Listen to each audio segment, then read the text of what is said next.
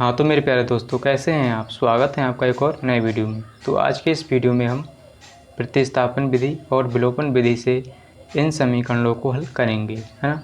तो सबसे पहले हम क्या करेंगे, प्रतिस्थापन विधि से हल करेंगे एंड इसके बाद विलोपन विधि से हल करेंगे, है ना। तो चलिए शुरू करते हैं।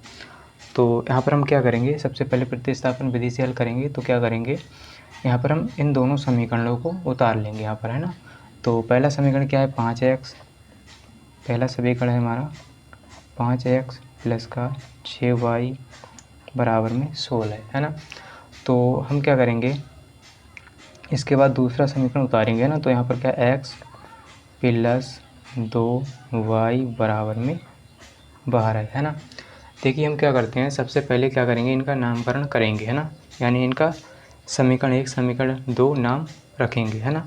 तो पहला समीकरण है, इसको हम समीकरण नंबर 1 से यानी समीकरण नंबर 1 डाल देंगे और दूसरा समीकरण इसको समीकरण नंबर 2 डाल देंगे, है ना। तो जैसे पंडित जी नामकरण करते हैं बच्चों का, वैसे ही हम करेंगे, है ना। तो सबसे पहले हम क्या करेंगे, इसको समीकरण नंबर 1 डालेंगे ऊपर वाले को और इसको समीकरण नंबर 2 डालेंगे, है ना। इतना कर लेंगे, है ना। इसके बाद क्या करेंगे, जब भी हम प्रतिस्थापन विधि से समीकरणों को हल करते हैं तो क्या करते हैं, कोई सा समीकरण जो आसान लगे उसको आप उठा लेंगे। एक समीकरण, है ना, कोई सा एक समीकरण जो आपको आसान लगे, सरल लगे, वो आप उठा लेंगे। इसके बाद क्या करेंगे, वहाँ से या तो x का मान निकाल देंगे या y का मान, है ना। फिर क्या करेंगे, उस y या x का मान निकाल के समीकरण नंबर दूसरे या पहले में रख देंगे, है ना। तो चलिए हम क्या करेंगे, जो सरल लगेगा हम उसको उठा लेंगे। तो हमें यहाँ पर समीकरण नंबर 2 आसान लग रहा है तो हम समीकरण नंबर 2 को ले लेंगे, है ना। तो आप कोई सा भी ले सकते हैं ना जो आपको आसान लगे। तो यहाँ पर हम लिखेंगे समीकरण 2 से समीकरण हम 2 लेंगे, है ना। तो यहाँ पर क्या है, देखिए समीकरण 2 x प्लस 2y बराबर में 12 है ना, इतना है। अब क्या करेंगे, यहाँ से हम x का मान निकाल देंगे क्योंकि x का मान निकालना आसान है ना, x का मान निकालना आसान है। तो यहाँ से x बराबर कितना हो जाएगा, 12 माइनस का 2y, ये प्लस का 2y है, इसको हम इस तरफ भेज देंगे तो ये माइनस का 2y हो जाएगा, है ना।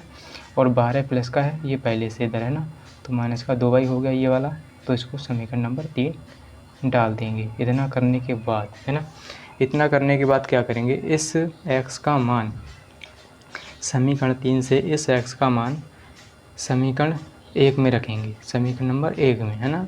तो आप कहेंगे समीकरण 2 में क्यों नहीं रखेंगे, है ना। समीकरण 2 में भी रख सकते हैं, क्यों नहीं रखेंगे, क्योंकि समीकरण 2 से हमने इस x का मान निकाला है ना। तो समीकरण 2 से हमने x का मान निकाला है, इसलिए हम समीकरण 2 में इस x का मान नहीं रखेंगे, समीकरण नंबर 1 में रखेंगे, है ना। तो चलिए यहाँ पर हम क्या करेंगे, समीकरण 1 में रखेंगे। तो यहाँ पर लिखेंगे हम समीकरण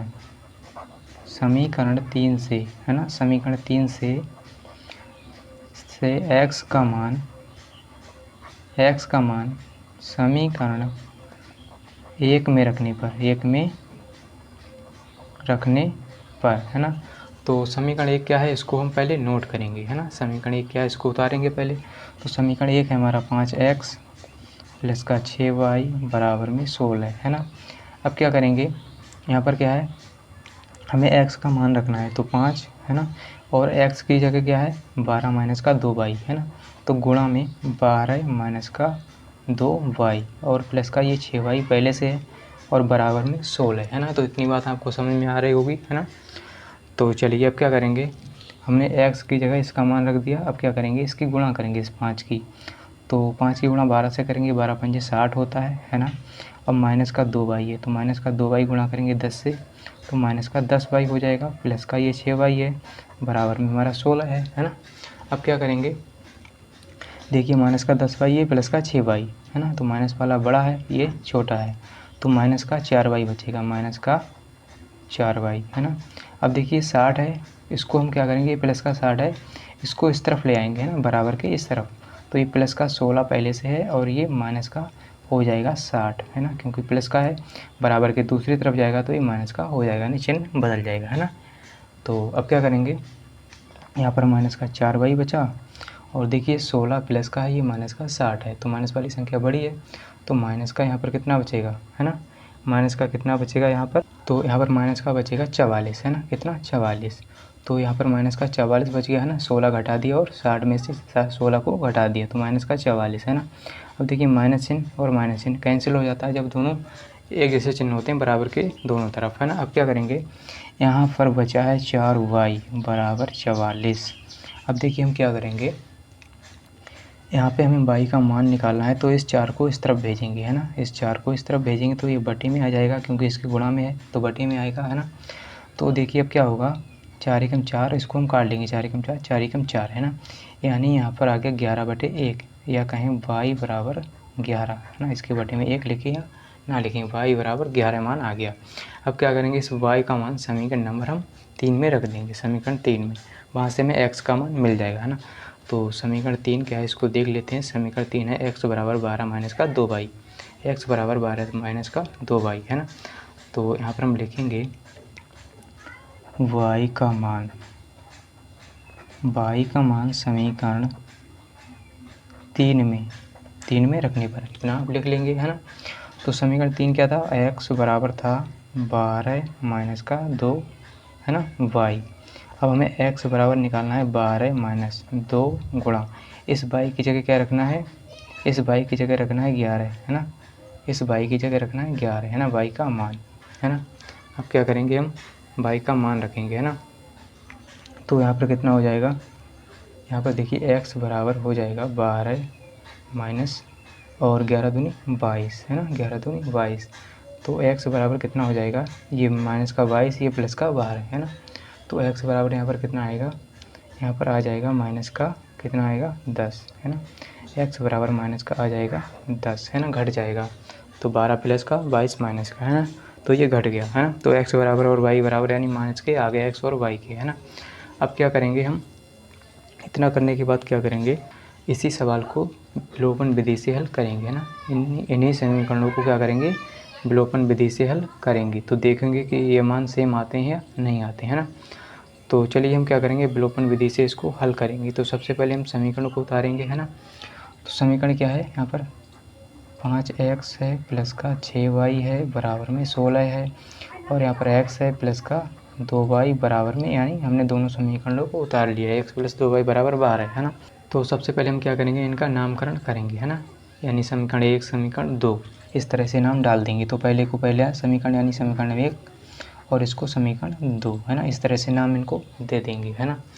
अब विलोपन विधि में हम क्या करते हैं, है ना, विलोपन विधि में हम क्या करते हैं, विलोपन का अर्थ होता है विलुप्त करना या गायब करना, है ना, विलुप्त करना या गायब करना होता है। तो हम क्या करेंगे, इन दोनों समीकरणों में से, है ना, दोनों समीकरणों में से या तो x को गायब करेंगे या y को गायब करेंगे, है ना। तो आप चाहें तो x को गायब कर सकते हैं दोनों समीकरणों में से, आप चाहें तो y को गायब कर सकते हैं, है ना। तो विलोपन का अर्थ ही होता है विलुप्त करना यानी गायब करना। तो हम क्या करते हैं, इनकी गुणा करते हैं, यानी गुणांकों को बराबर करते हैं, है ना, तभी गायब कर पाएंगे, है ना। चलिए तो यहाँ पर हम लिखेंगे, चलिए हम क्या करेंगे, x को गायब करेंगे, है ना। तो यहाँ पर क्या लिखेंगे, समीकरण 1 व 2 से, तो आप क्या करेंगे, समीकरण दोनों को उतार लेंगे, है ना। समीकरण 1 व 2 से यहाँ पर 5x प्लस का 6y बराबर 16, x प्लस 2y बराबर में 12, है ना। तो हमने क्या किया, दोनों समीकरणों को उतार लिया, है ना। अब क्या करेंगे, हमें x को गायब करना है ना, हमें किसको गायब करना है, x को। तो हम क्या करेंगे इसमें, यानी दोनों समीकरणों में से x को गायब करेंगे, है ना। तो x को कैसे गायब करेंगे, हम इनके गुणांकों को बराबर करेंगे, है ना, इनके गुणांकों को बराबर करेंगे, है ना। तो ऐसे नहीं कर सकते हैं, है ना, या x को गायब करें या y को ऐसे गायब नहीं कर सकते हैं। सबसे पहले क्या करते हैं, इनके गुणांकों को हम बराबर करेंगे, गुणांकों को बराबर करेंगे। तो देखिए गुणांकों को बराबर करना बहुत ही आसान है ना। इस ऊपर वाले समीकरण में देखिए x के गुणा में संख्या क्या है, 5। ऊपर वाले समीकरण में x के गुणा में संख्या 5 है, तो इसकी गुणा हम नीचे वाले समीकरण से कर देंगे, यानी 5 की गुणा नीचे वाले समीकरण से कर देंगे। अब देखिए इसके गुणा में संख्या क्या है ना, इसके गुणा में संख्या कुछ नहीं तो 1 होगी, है ना। नीचे वाले समीकरण में x के गुणा में संख्या 1 होगी, है ना, कुछ नहीं तो 1 होगी। इस 1 की गुणा ऊपर वाले समीकरण से हम करेंगे, है ना, इतना कर लेंगे आप, है ना। तो हम क्या करेंगे, गुणा करेंगे इसके बाद, है ना, 1 की गुणा करेंगे इस पूरे समीकरण से, और 5 की गुणा करेंगे नीचे वाले समीकरण से, है ना। तो जब 1 की गुणा करेंगे तो यही रहेगा, है ना। 1 की गुणा 5x से 5x रहेगा, प्लस 1 की गुणा 6y से तो 6y रहेगा, बराबर 16 की गुणा 1 से 16 रहेगा। 1 से करेंगे यानी 1x से तो 5x, है ना, प्लस 5 की गुणा 2y से तो 5 दूनी 10y हो जाएगा, है ना, बराबर 5 की गुणा 12 से तो 12 पंजे 60 होता है ना। अब क्या करेंगे हम, यहाँ पर इनके गुणांक बराबर हो गए, है ना, 5x, है ना। तो यहाँ पर भी प्लस का है, यहाँ पे भी प्लस का है, तो हम इसको ऐसे नहीं काट सकते, है ना। तो अब क्या करेंगे, यहाँ पर हम क्या करेंगे, सारे यानी ऊपर वाले समीकरण में से नीचे वाले समीकरण को घटा देंगे, है ना। तो ऐसे इनको नहीं काट सकते हैं क्योंकि ये भी प्लस का है, ये भी प्लस का है, ये भी प्लस का है, ये भी प्लस का। तो हम क्या करेंगे, ऊपर वाले समीकरण में से नीचे वाले समीकरण को घटा देंगे, तो इसके सारे चिन्ह उल्टे हो जाएंगे, माइनस माइनस माइनस, है ना।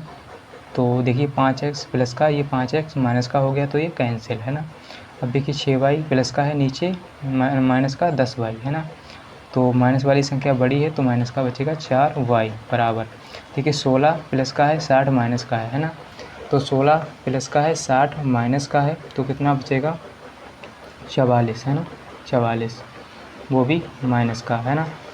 तो यहाँ पर हम y बराबर जब निकालेंगे, है ना, y बराबर निकालेंगे तो कितना हो जाएगा, इस 4 को इस तरफ भेजेंगे तो माइनस का 44 बटे माइनस का 4, तो माइनस से माइनस कैंसिल, है ना। तो यहाँ पर हम क्या करेंगे, 4 एकम 4, है ना, इससे काट लेंगे, 4 एकम 4, 4 एकम 4, तो यहाँ से y का मान कितना आ जाता है 11 बटे 1, या कहें 11, है ना। अब हम क्या करेंगे, इस y का मान समीकरण नंबर 1 में रखेंगे, वहाँ से हमें x का मान मिल जाएगा, है ना। तो यहाँ पर हम लिखेंगे y का मान समीकरण 1 में रखने पर, है ना, रखने पर, है ना। तो समीकरण 1 क्या है ना, समीकरण 1 क्या है इसको देख लेते हैं। समीकरण 1 है हमारा 5x प्लस का 6y बराबर 16, 5x, है ना, प्लस का 6y बराबर 16। तो हम यहाँ पर समीकरण 1 लिखेंगे, है ना, 5x प्लस का 6y बराबर 16। तो हमें मान किसका चाहिए, x का, है ना। तो 5x प्लस 6 और y की जगह 11, है ना, तो y की जगह 11 बराबर 16। तो यहाँ से 5x प्लस 11 छंगा 66, है ना, 11 छंग 66 होता है, बराबर 16।